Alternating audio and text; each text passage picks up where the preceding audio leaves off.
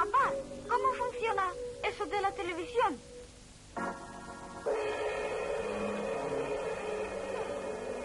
¿Cómo funciona eso de la televisión? ¿Cómo funciona eso de la televisión? ¿Cómo funciona eso de la televisión?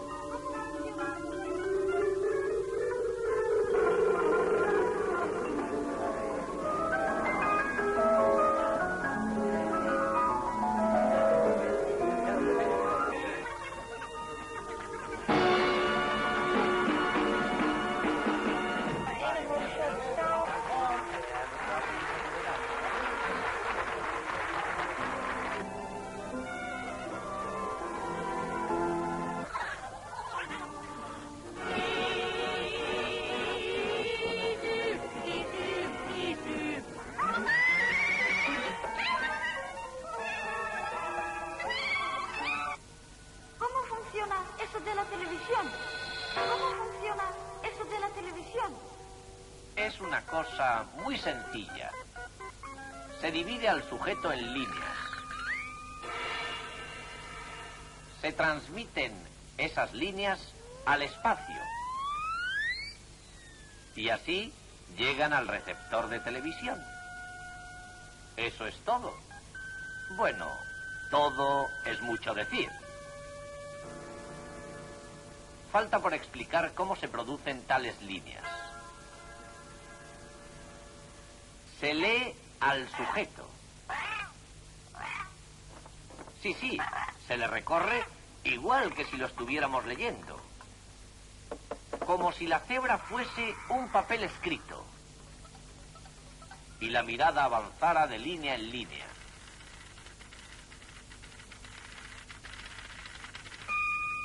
El lector es una cámara.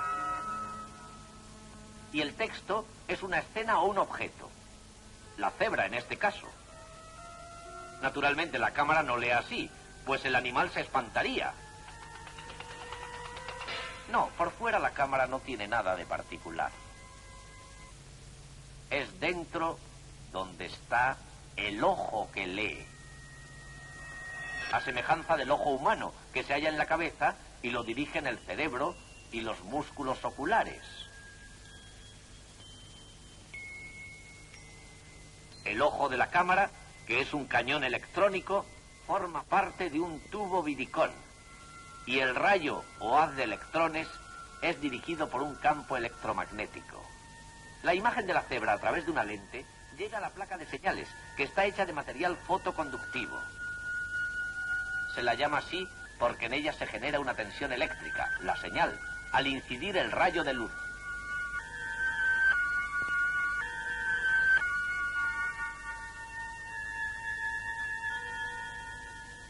Las rayas blancas de la cebra tienen una gran intensidad luminosa y generan tensiones fuertes.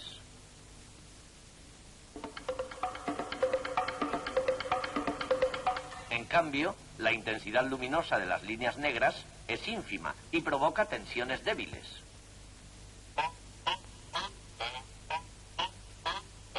La franja gris hace que se engendren tensiones moderadas.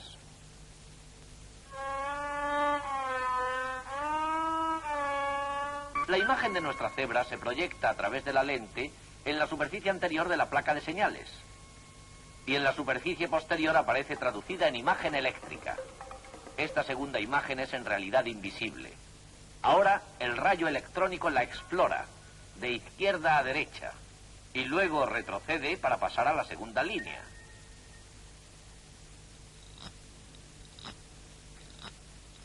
Y así hasta barrer toda la imagen subdividida en líneas. Después, el rayo vuelve al punto de partida. Todo esto se desarrolla a enorme velocidad.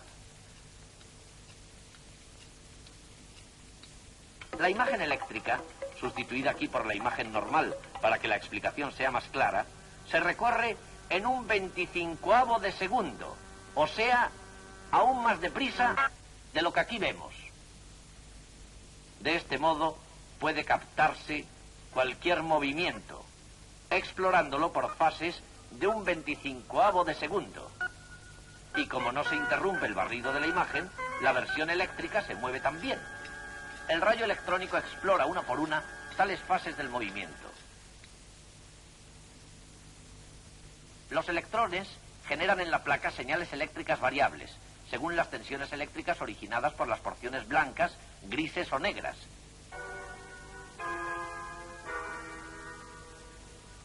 Estas señales variables se conducen a la antena del transmisor, que las lanza al espacio en forma de ondas.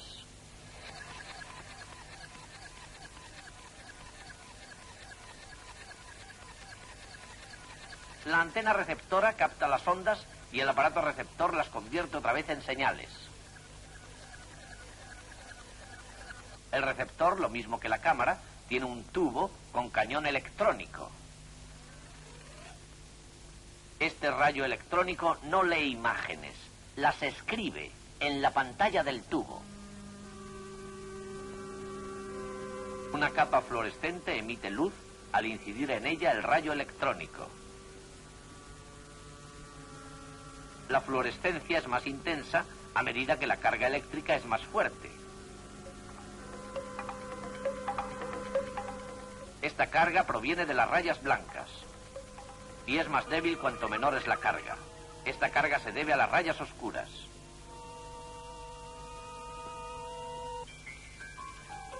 Así, línea por línea, se escribe o reproduce toda la imagen. Naturalmente, el receptor escribe la imagen a la misma velocidad que el transmisor la lee. O sea, una imagen completa en un 25avo de segundo. Cada 625 líneas componen una imagen fija y la sucesión de imágenes fijas forma una imagen en movimiento.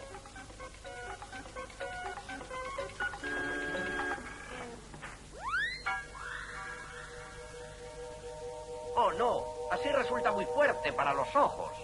Pues entonces voy a encender una lámpara, como nos dijo el técnico. Bueno, ¿pero es que vamos a ver la misma cebra toda la noche? No. Este solo es uno de los muchos programas que nos llegan a través de la televisión.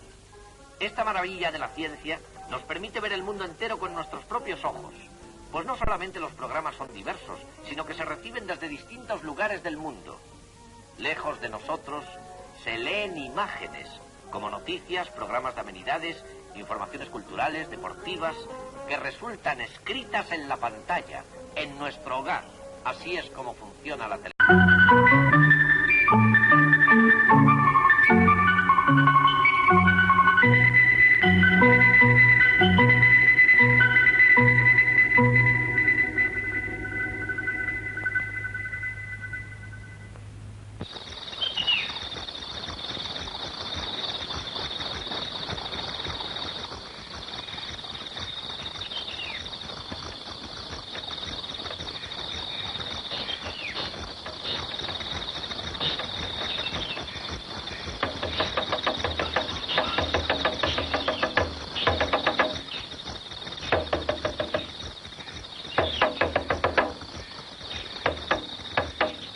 Al correr de los tiempos, se han ido desarrollando diversos métodos de transmisión de las señales sonoras y en la actualidad incluso se pueden transmitir a distancia imágenes móviles, las de televisión. Seguramente, todos ustedes saben lo que es la televisión y que en ella se obtiene la impresión de movimiento gracias a una sucesión muy rápida de imágenes formadas una a una. La cámara observa la escena como si se tratase de un mosaico de puntos brillantes y oscuros. Estos puntos son explorados por un haz electrónico y analizados línea por línea. La información de brillo así obtenida de cada uno de los puntos se transmite al receptor donde se reconstruye la escena.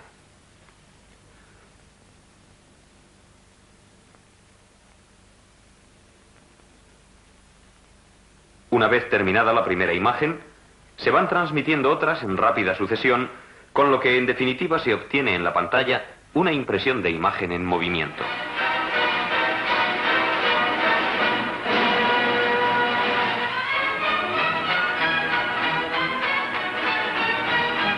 En esta película vamos a explicar los principios de funcionamiento de un tubo de cámara moderno llamado Vidicon, o si está construido con material sensible diferente, Plumbicon.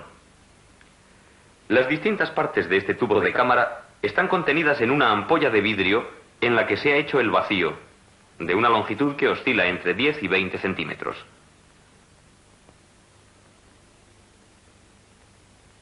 En la parte frontal de este tubo se encuentra una placa de material fotosensible en la cual se proyecta la imagen que se va a transmitir. Para simplificar, la representaremos al derecho y no invertida como queda en realidad. Al otro extremo del tubo hay un cañón electrónico que dirige un haz de electrones hacia la placa de señal. Rodeando el tubo va una bobina de enfoque y otras dos de desviación que hacen que el haz electrónico explore la placa de señal.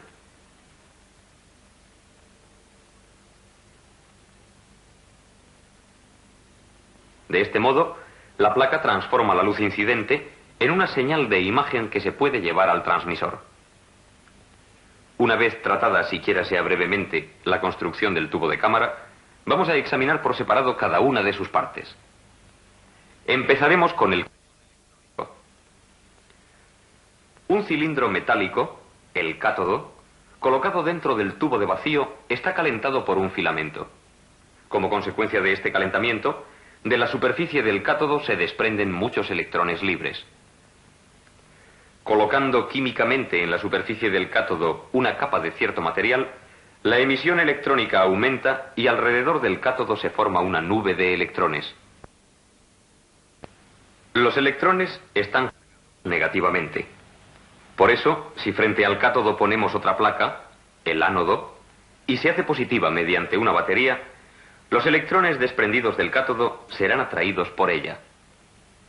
A continuación, estos electrones pasarán del ánodo al polo positivo de la batería y de esta otra vez al cátodo para ser emitidos de nuevo y así sucesivamente. De este modo, el cátodo produce una corriente ininterrumpida de electrones. Entre el cátodo y el ánodo va situado un cilindro llamado de Benelt que permite el control del flujo de electrones. Cuando la carga negativa aplicada al cilindro de Benelt se hace mayor, el paso de los electrones emitidos por el cátodo disminuye.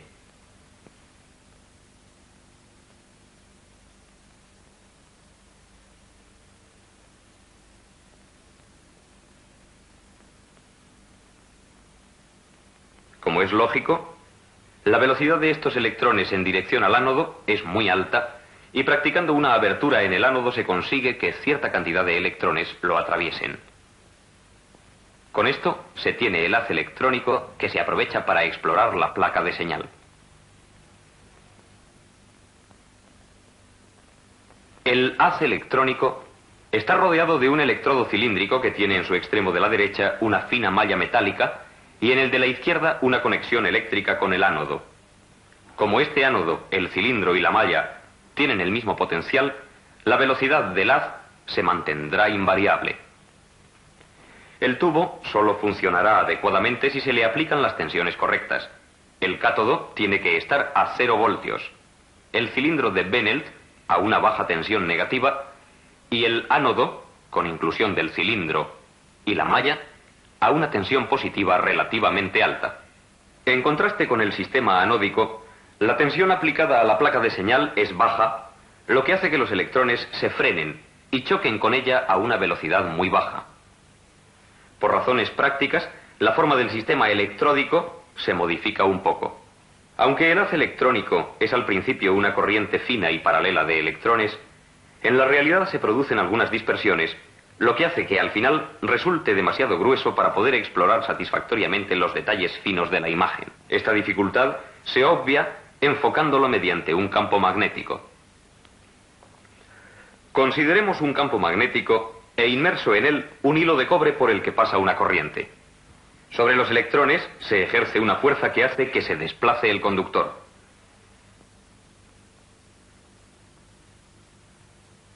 Esta es la llamada fuerza de Lorentz y se ejerce sobre todos los electrones que se muevan dentro de un campo magnético, incluso los emitidos por un cañón electrónico. Sin este campo, seguirían moviéndose en la misma dirección, pero en cuanto aparece un campo magnético, la fuerza de Lorentz desvía el electrón hacia arriba.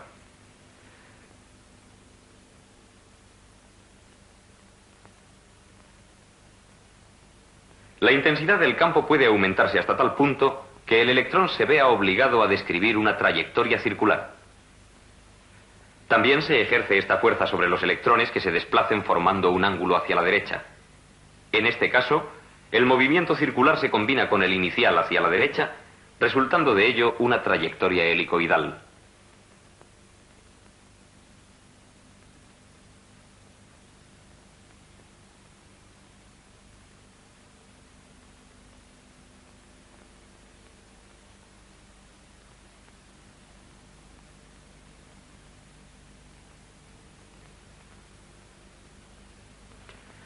En el tubo de cámara, el cañón electrónico está colocado en el eje del campo magnético y se comprende por ello que algunos electrones se desplazarán paralelamente a las líneas de fuerza.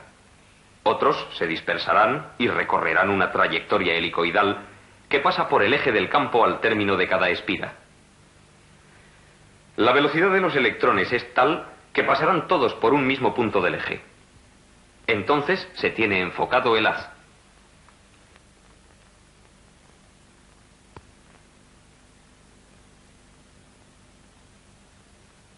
Cuanto más intenso sea el campo magnético, más fuerte será el efecto de enfoque. Pero para conseguir un enfoque óptimo, la intensidad de campo debe ser tal que el punto de enfoque se produzca exactamente en la placa de señal, lo que se consigue controlando la corriente que circula por la bobina de enfoque. Otro conjunto de bobinas, que comprende las de desviación, proporciona el movimiento de exploración.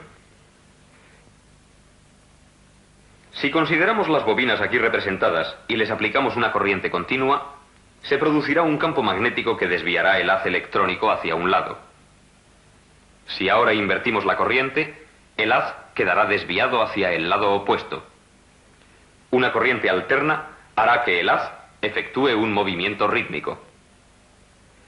En la práctica, a las bobinas desviadoras se les aplica una corriente en diente de sierra, con lo que el haz se desplaza primero lentamente hacia un lado para regresar después rápidamente al otro.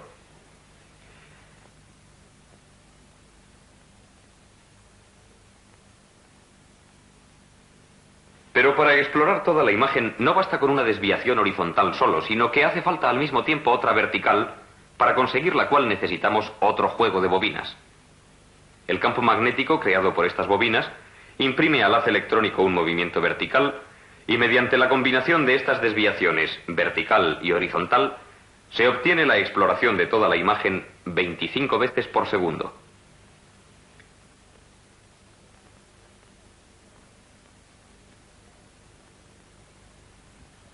Pero, ¿cuál es el efecto de este proceso de exploración en la placa de señal y cómo se obtiene esta señal de imagen?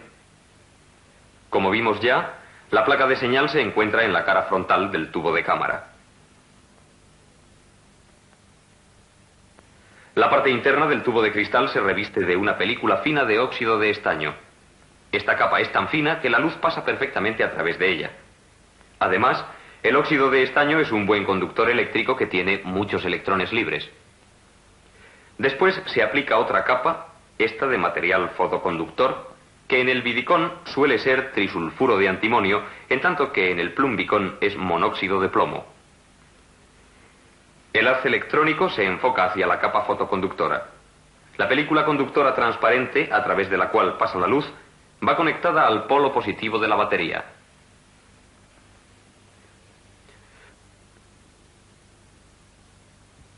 Veamos primero lo que sucede cuando en la placa de señal no incide luz alguna.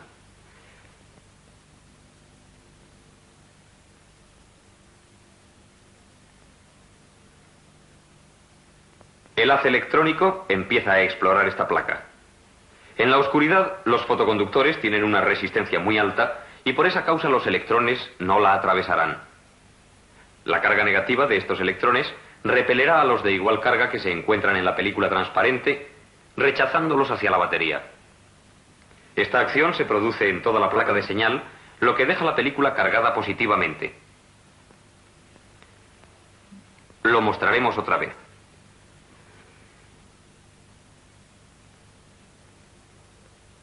Muchas veces por segundo, el haz electrónico explora la placa, pero la carga negativa repele la nueva corriente de electrones que son recogidos por el sistema de electrodos.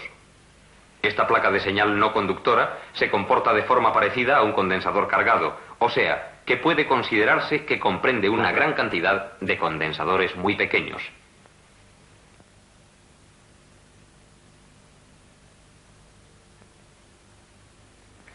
A la izquierda, cada condensador tiene un exceso de electrones cargados negativamente y a la derecha una falta de ellos, lo que hace que sea positivo. Entre las dos placas se encuentra la capa fotoconductora, que está compuesta de átomos como toda la materia.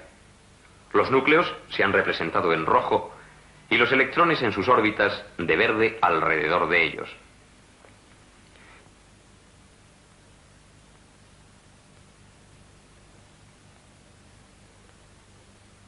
La fotoconductividad se debe a los electrones de la capa exterior. Estos electrones están sometidos a dos fuerzas.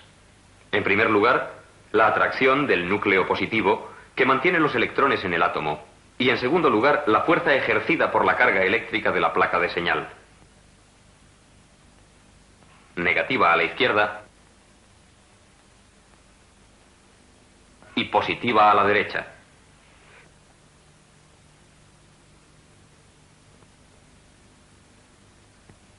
El campo eléctrico producido entre estas dos cargas ejerce sobre los electrones una fuerza dirigida hacia la derecha. Como consecuencia, todos los electrones del átomo se desplazarán ligeramente hacia la derecha, pero sin desprenderse del núcleo. Pero la situación es muy otra cuando en la placa de señal incide una luz. La luz puede considerarse como una corriente de cuantos o fotones de energía que penetran en la fina capa de óxido de estaño y son absorbidos por la capa fotoconductora, lo mismo que el fotón que ahora ven atravesando el átomo. Su energía libera un electrón que entonces queda en situación de desplazarse hacia la capa positiva. Los demás fotones producen un efecto similar. Los huecos dejados por los electrones móviles son ocupados a su vez por electrones de los átomos próximos. Esto se aprecia claramente en el dibujo de uno de los condensadores pequeños cargados. El último hueco quedará ocupado por un electrón aportado más tarde por el haz electrónico.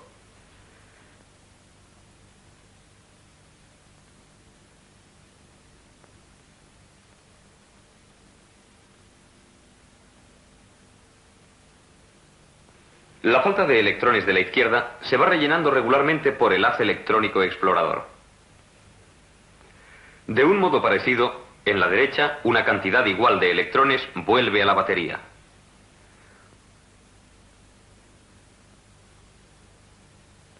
Una luz tenue produce solo una corriente de carga débil, como se ve en el instrumento de medida.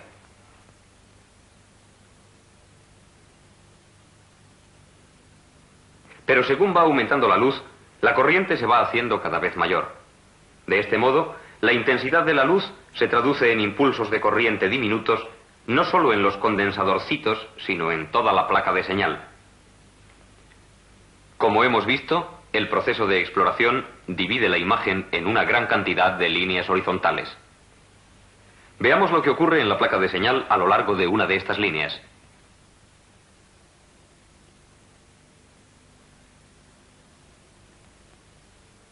Al encender el tubo, la placa de señal se carga. La luz de la escena inicia el proceso de la fotoconducción y se produce la descarga. Cuando hay presente una luz intensa, se origina una descarga grande, pero si la intensidad de la luz es baja, la descarga también es menor.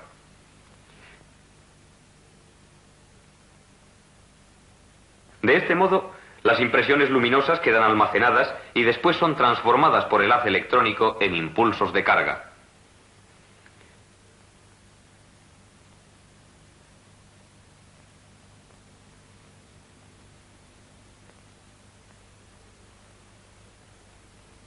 Este proceso de exploración se efectúa ininterrumpidamente, línea por línea y una imagen tras otra, produciéndose de este modo una serie continua de impulsos de carga que en sus diferencias de amplitud llevan toda la información de imagen.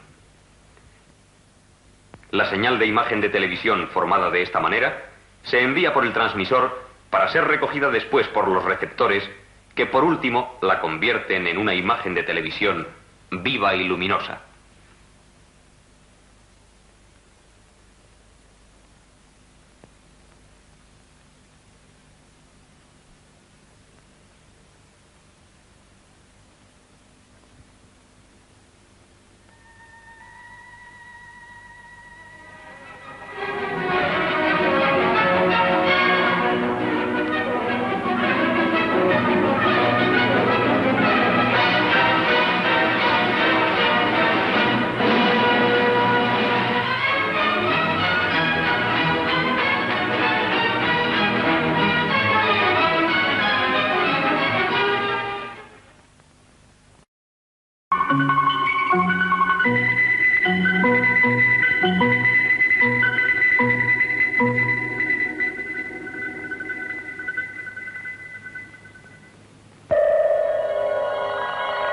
El mundo que nos rodea está lleno de vibraciones y ondas, sobre todo de las electromagnéticas, como son el calor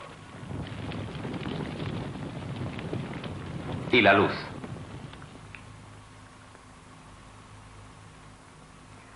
Entre las ondas electromagnéticas se encuentran los haces invisibles de las antenas de radar y las usadas para la transmisión de las imágenes de televisión. Todas estas ondas se difunden de forma inaudible e invisible. Trataremos primero de los principios generales, de los fenómenos ondulatorios y de las vibraciones. Si un péndulo se desplaza fuera del equilibrio, al volver a él adquiere un momento tal que oscila. Cuando un péndulo se mueve una vez por segundo, se dice que su frecuencia es de un ciclo por segundo y se mantiene así hasta que finalmente se detiene el movimiento, debido sobre todo a pérdidas por fricción. Si se empuja periódicamente el péndulo, continúa oscilando, pero se mantiene la misma frecuencia fija. Un péndulo más corto se mueve más rápidamente y otro más largo se mueve más despacio.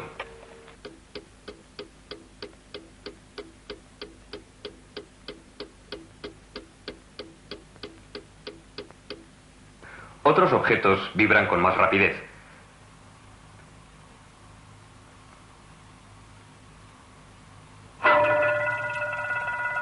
Pero sigue siendo cierto que cuanto más pequeño es el objeto, más alta es su frecuencia de vibración.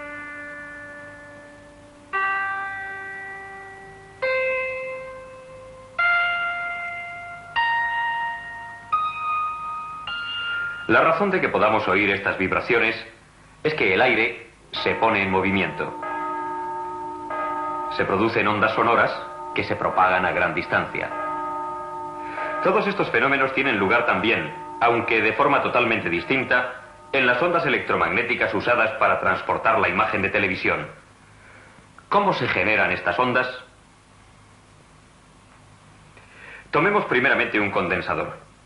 Dos placas metálicas que contienen, lo mismo que cualquier otro metal, innumerables electrones libres. Estas partículas, cargadas negativamente, se desplazarán en una determinada dirección al aplicarse una tensión eléctrica. Entonces habrá un exceso de electrones en una de las placas, por ejemplo en la superior, con lo que ésta quedará cargada negativamente. De modo similar, una cantidad igual de electrones se habrá desplazado de la placa inferior, que como resultado de ello se habrá cargado positivamente. Una carga de este tipo va acompañada de un campo eléctrico. Pero antes vamos a ver cómo puede aprovecharse este desplazamiento de electrones para producir un fenómeno oscilatorio. Para ello necesitamos añadir una bobina que se indica esquemáticamente. Los electrones procedentes del condensador cargado pasarán en ambos sentidos alternativamente por esta bobina y en su caso la oscilación cesará en cuanto se alcance otra vez el estado de equilibrio sin carga.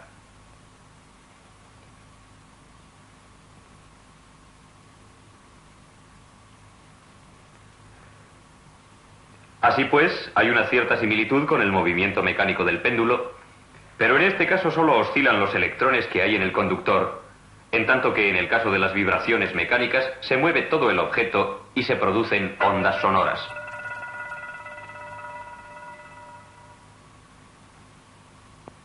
A pesar de todo, se hallará que con la oscilación de los electrones se producen ondas electromagnéticas. Observemos el campo eléctrico. Aquí está dirigido hacia arriba y cuando se produzca la descarga desaparecerá. La corriente que circula por la bobina no cesa de repente porque los electrones vuelven ahora a la otra placa del condensador. De este modo se recarga el condensador y se produce otro campo eléctrico ahora dirigido hacia abajo. Los electrones volverán a pasar en sentido opuesto y con ello el campo eléctrico se modifica continuamente, convirtiéndose en alterno. Consideremos la bobina. Como por ella circula una corriente, se forma un campo magnético dirigido ahora hacia adelante. Este campo disminuye proporcionalmente con la corriente. Después, los electrones retroceden y el campo reaparece, pero tiene sentido opuesto. Por tanto, la oscilación de los electrones va acompañada alternativamente de un campo eléctrico en el condensador y otro magnético en la bobina.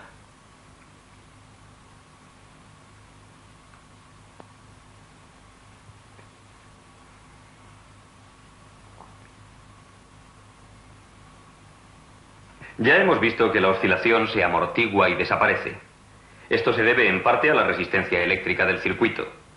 De todas formas, la oscilación se mantiene aportando energía al circuito.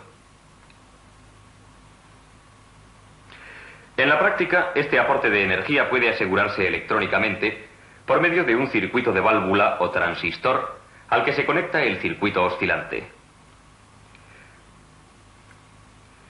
De acuerdo con el ajuste, las oscilaciones así producidas pueden tener frecuencias comprendidas entre menos de 1 y más de 1.000.000 de ciclos por segundo.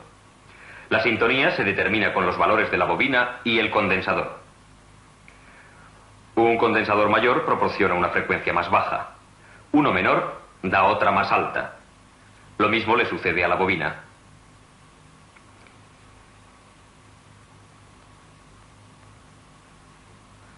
Los circuitos oscilantes empleados en televisión son muy pequeños, ya que se necesitan frecuencias del orden de los 100 millones de ciclos por segundo.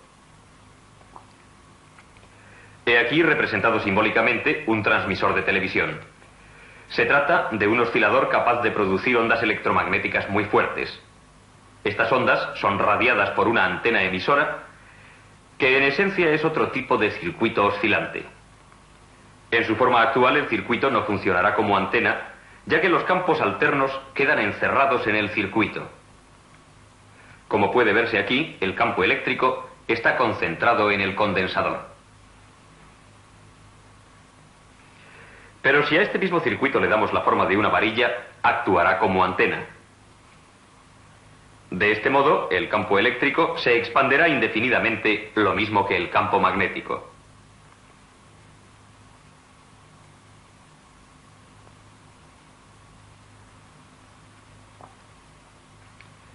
Para simplificar, podemos representar estos campos por una sola línea de fuerza.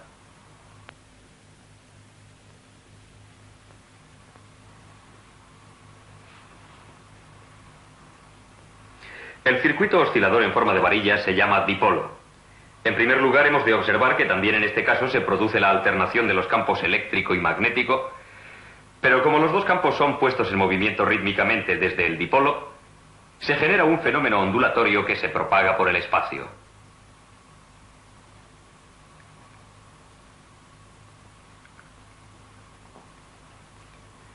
La sintonía del dipolo está determinada por su tamaño. Para una frecuencia inferior se necesita un dipolo más largo. Para una más alta, uno más corto. Hasta aquí lo que ocurre en las proximidades del dipolo. Pero, ¿qué sucede a gran distancia?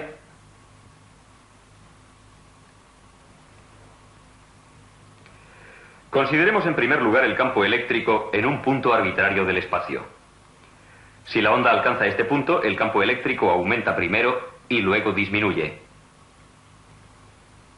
Después queda dirigido en sentido opuesto y vuelve a disminuir. Este proceso se repite de manera continua y de este modo el campo eléctrico adquiere la forma de una onda viajera.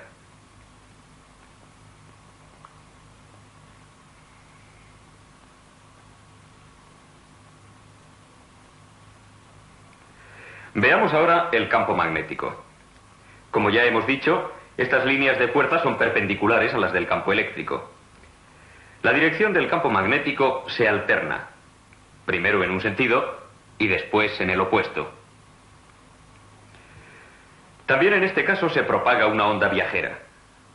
Por consiguiente, la onda completa electromagnética consta de una componente magnética y otra eléctrica que en el espacio alcanzarán sus máximos simultáneamente, en tanto que en el dipolo se suceden. Todas las ondas electromagnéticas constan de estos dos campos asociados y se propagan por el espacio con la velocidad de la luz.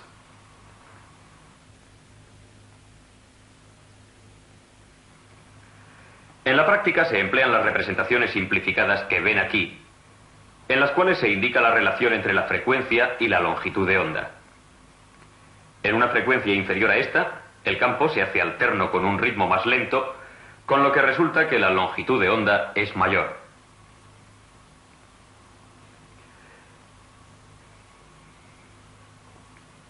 La parte de la línea aquí indicada contiene exactamente una alternancia completa del campo que corresponde a una longitud de onda. Si se duplica la frecuencia, la longitud de onda se reduce a la mitad. Por consiguiente, cada frecuencia determinada tiene su propia longitud de onda fija. A continuación examinaremos la recepción de estas ondas. Con este objeto se emplea una antena dipolo que, lo mismo que la de emisión, tiene que estar sintonizada a un cierto margen de frecuencias. También en este caso, para las frecuencias más altas, tiene que ser más corta y para las más bajas, más larga. ¿Qué es lo que ocurre, pues, en este dipolo? El campo alterno ejerce una fuerza sobre los electrones que se desplazan de acuerdo con ella. El campo magnético correspondiente aumenta más aún este efecto. Podemos decir que la onda electromagnética lleva los electrones del dipolo a la resonancia, lo que hace que se forme una corriente alterna que puede ser indicada por un instrumento de medida. La consecuencia es que se transmite energía sin materia alguna intermedia. A pesar de todo, esto solo se consigue si las antenas están correctamente colocadas. Cuando los dos dipolos son verticales, el campo eléctrico inducirá una corriente en la antena receptora. Pero si los dos quedan en posición perpendicular entre sí, no se recibirá nada. Las líneas de fuerza del campo eléctrico quedan entonces en ángulo recto con la antena receptora y como consecuencia el campo eléctrico no puede inducir ningún desplazamiento de electrones a menos que la antena receptora se encuentre en la misma dirección. Quedará claro, pues, que el dipolo receptor tiene que estar siempre en la misma dirección que el transmisor y paralelo a él. Para aumentar el efecto direccional de la antena receptora, suele añadírsele algunas varillas más cortas delante del dipolo y otra algo más larga detrás. Además, por razones de orden práctico, el dipolo en sí casi siempre tiene la forma de una varilla plegada sobre sí misma. También la antena emisora consta de varios dipolos diferentes. Para que se obtenga una radiación en todas direcciones, se colocan en ángulos rectos dos juegos de dipolos. Combinando varias de estas unidades puede concentrarse la radiación en el plano horizontal. Tal es la onda electromagnética que lleva a todas partes la imagen de televisión y que por esta causa se llama onda portadora de televisión. Veamos ahora cómo se transmite la imagen.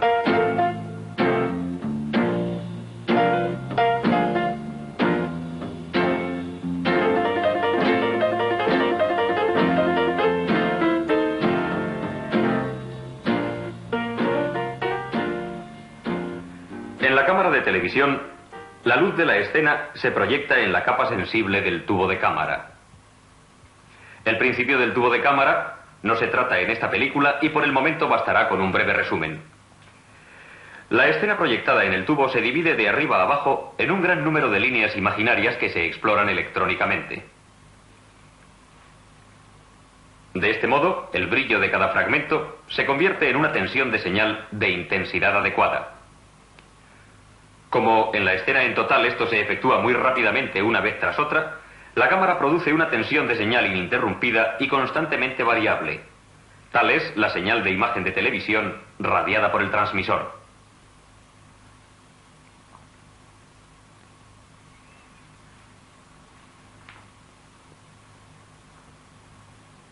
Consideremos en primer lugar que no hay señal de imagen.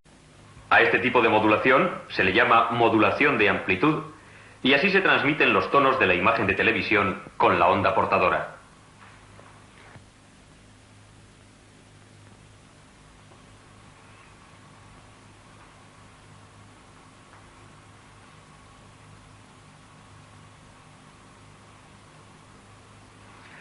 Ya sabemos lo que sucede en la antena receptora.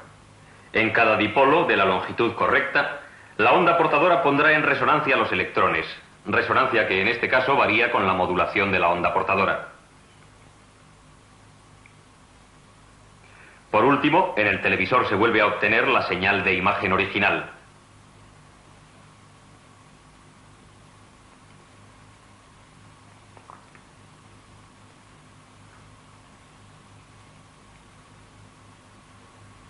Hemos visto así cómo se transmite la señal de imagen gracias a la onda portadora para ser convertida después en una imagen luminosa y viviente de televisión.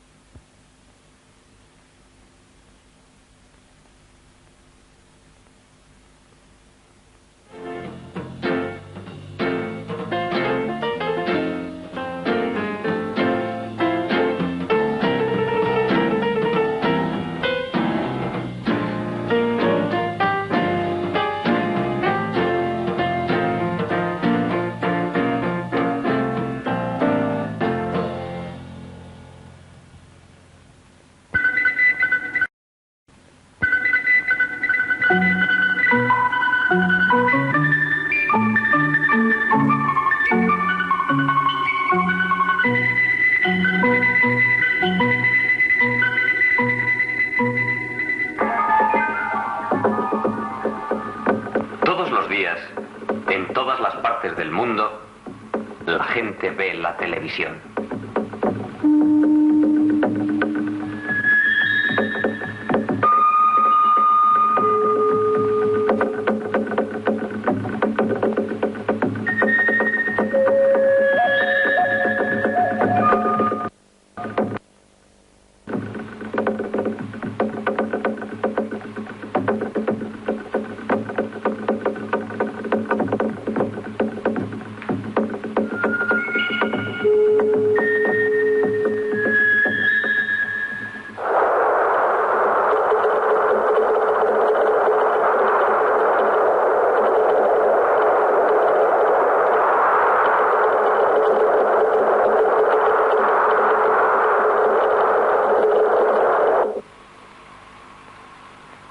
Televisión.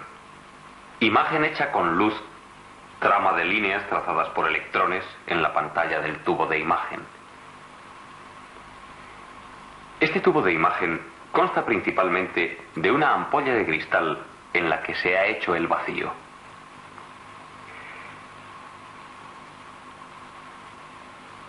En su parte frontal se encuentra la pantalla a modo de ventana de cristal transparente. Su superficie interior va recubierta de una capa de material luminiscente que radia luz al ser bombardeado por los electrones. En el cuello del tubo va situado un cañón electrónico que proyecta un fino haz de electrones.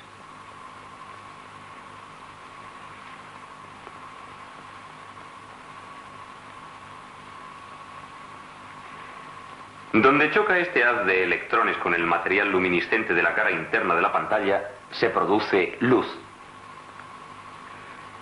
Para que este fino trazo luminoso pueda formar una imagen completa, alrededor del cuello del tubo van colocados electroimanes cuyos campos magnéticos desvían el haz electrónico. De este modo, el trazo luminoso recorre toda la pantalla con movimientos de ida y vuelta. Y lo que vemos es de una importancia vital en televisión. El trazo luminoso se desplaza tan rápidamente que el ojo humano ve una línea de luz continua.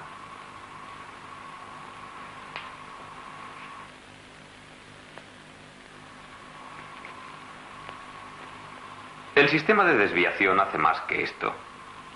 No solo desvía el trazo luminoso tan rápidamente que el ojo humano percibe una línea, sino que a la vez lo desplaza hacia abajo, produciendo una línea a continuación de otra, y también con una rapidez tal que toda la superficie de la pantalla queda iluminada uniformemente.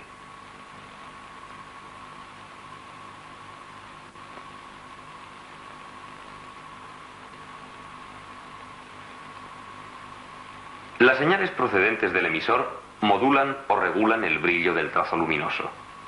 A medida que se desvía, forma una línea sombreada. y todas las líneas en conjunto integran una imagen completa, seguida inmediatamente de otra y otra, produciendo así el movimiento, la vida, la televisión.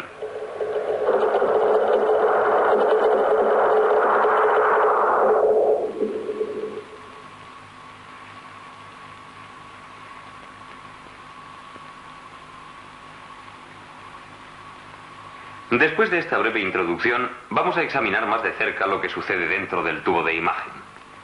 Las primeras preguntas que nos hacemos son: ¿qué son los electrones? ¿Cómo se producen? Consideremos un buen conductor eléctrico, por ejemplo, un trozo de hilo de cobre. Para estudiar la estructura interna del alambre de cobre, lo examinaremos al microscopio. Un microscopio electrónico proporciona una ampliación mucho mayor. Físicamente es imposible conseguir una ampliación mayor, pero si lo fuese, y si consiguiéramos ampliar el trozo de cobre unos 100 millones de veces, veríamos algo parecido a esta ilustración. Átomos de cobre dispuestos en una estructura regular, con electrones desplazándose de unos a otros. Los electrones son partículas muy pequeñas, cargadas negativamente, que se mueven al azar y chocan constantemente con los átomos. Si se conecta una batería entre los extremos de un hilo de cobre, los electrones tienden a desplazarse hacia el polo positivo y entonces circula una corriente por el alambre. Si en alguna parte el hilo está estrechado, la corriente es allí más densa y las colisiones de los electrones se intensifican, por lo que el hilo empieza a calentarse poniéndose al rojo. Esto es muy importante. Nos interesa mucho este fenómeno, no por la luz producida, sino por la alta temperatura desarrollada. Debido al calor, los electrones se sueltan del hilo. A esto se llama emisión termoiónica de electrones. Los electrones soltados de este modo se emplean para producir nuestra imagen de televisión.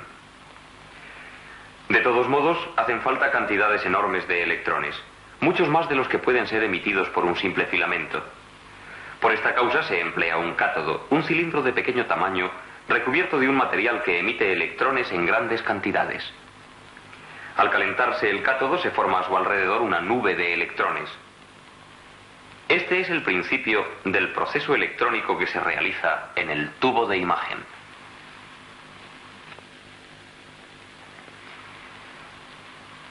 La ampolla del tubo de imagen, en cuyo interior se ha hecho el vacío, no contiene solo el cátodo, sino otro electrodo, el ánodo, que se hace positivo respecto a él, con lo que atrae los electrones de él liberados.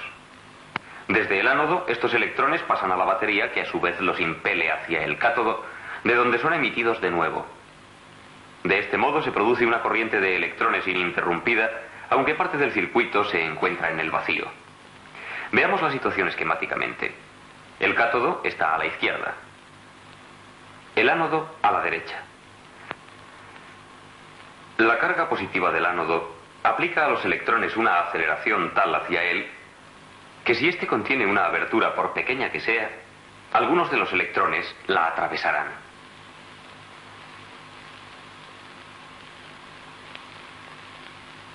Este dispositivo se conoce con el nombre de cañón electrónico.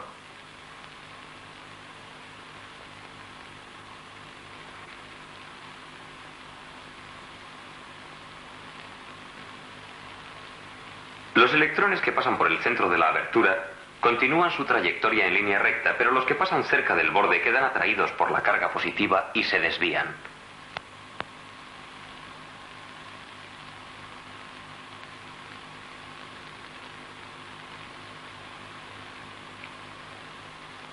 El blanco del haz electrónico es la pantalla del tubo de imagen, la capa luminiscente que irradia luz cuando chocan contra ella los electrones.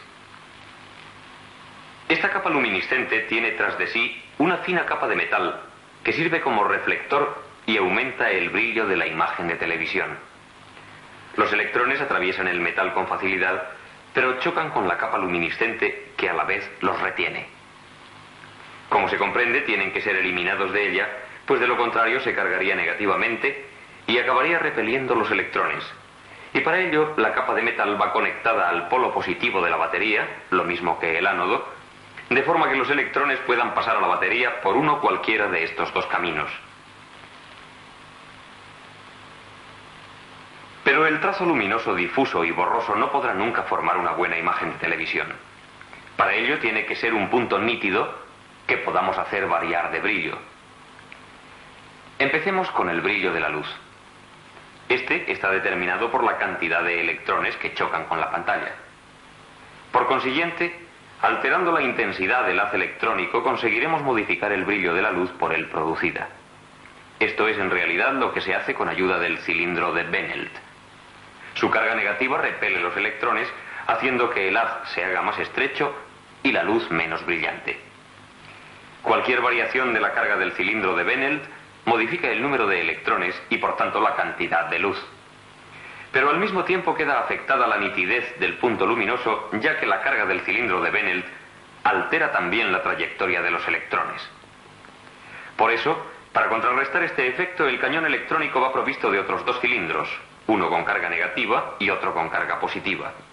Si ahora se modifica la tensión del cilindro de Benelt, el brillo del trazo luminoso varía, pero no su nitidez. El trazo luminoso queda enfocado siempre en un punto nítido. Daremos ahora un vistazo a la forma real de un cañón electrónico.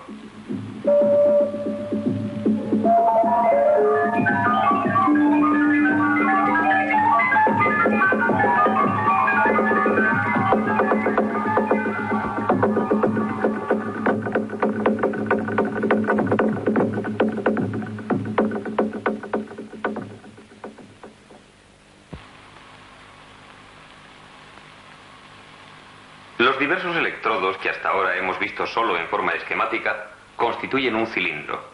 Vemos el filamento, el cátodo, el cilindro de Benelt, el ánodo y los electrodos de enfoque.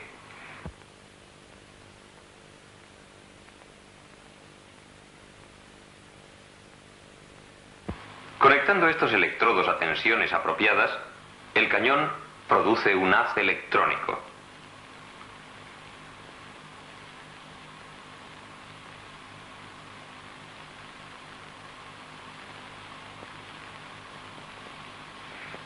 El cañón electrónico está equipado con patillas de conexión y otros elementos y detalles de montaje, y se coloca en el interior del cuello del tubo de imagen.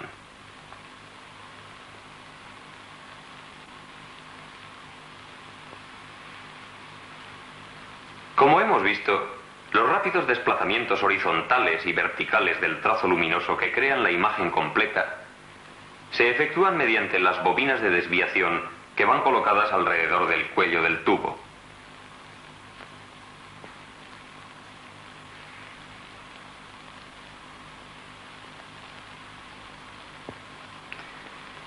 La acción de estas bobinas puede explicarse como sigue. Consideremos dos electroimanes, núcleos de hierro devanados con hilo de cobre. Cuando por los devanados circula una corriente continua, se crea un campo magnético.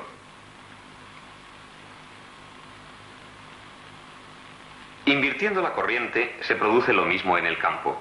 Como se sabe, un campo magnético ejerce una fuerza sobre un conductor, por ejemplo en un hilo de cobre por el que circule una corriente, que tiende a desplazarlo lateralmente. La dirección del movimiento se invierte al hacer lo mismo el campo.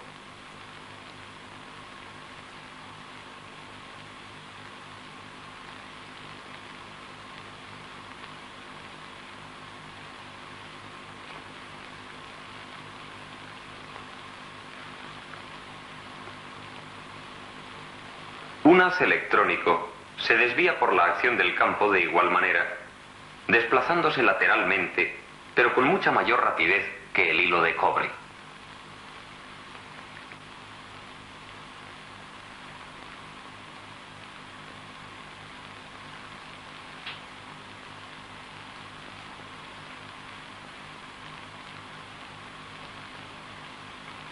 Ahora, en lugar de hacer pasar una corriente continua por los electroimanes, apliquemos una corriente alterna que produce un campo que aumenta y disminuye gradualmente, primero en un sentido y después en el opuesto.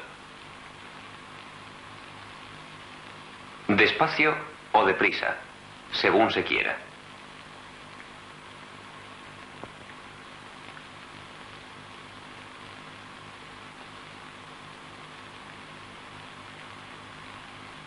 El haz electrónico se desviará de igual manera.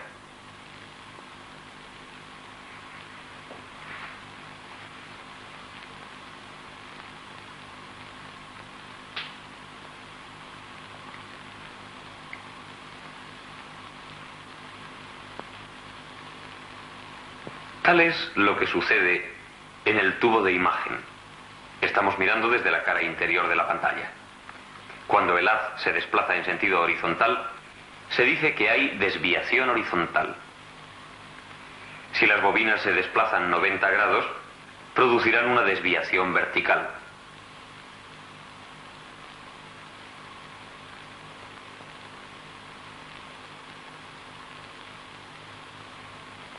En los receptores de televisión se emplean las dos y además circula por ellas una especie de corriente muy particular denominada diente de sierra.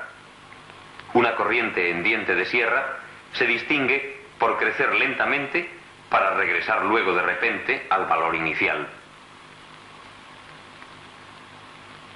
El haz electrónico se mueve por la pantalla de modo similar. Un avance gradual y un retorno brusco. De este modo, las bobinas de desviación horizontal hacen que se vayan trazando las líneas en una rápida sucesión.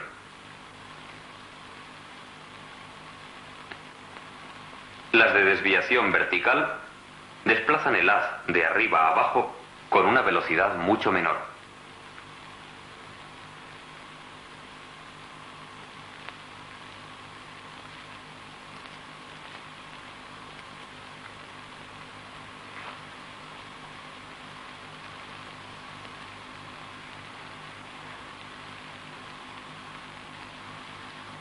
Ahora funcionan a la vez los dos juegos de bobinas.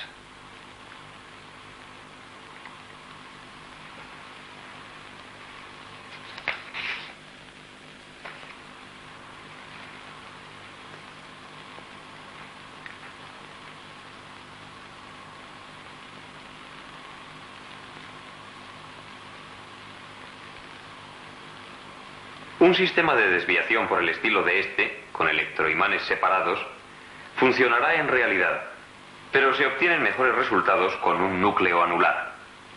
Este se hace de un material magnético llamado ferroxcube.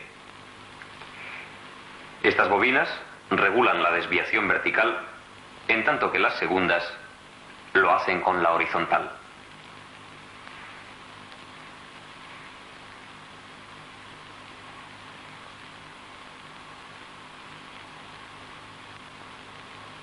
La unidad de desviación completa se devana de este modo para que encaje perfectamente en el cuello del tubo.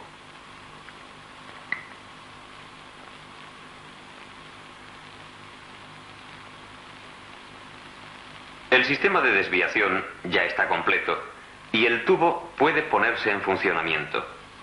Como hemos visto, la cantidad de electrones emitidos por el cañón electrónico está regulada por la tensión aplicada al cilindro de Benelt. Por eso, si se aplican a este cilindro las señales procedentes del transmisor de televisión, el haz electrónico se comportará de acuerdo con ellas. El brillo del trazo luminoso se modificará y en la pantalla aparecerá la imagen de televisión.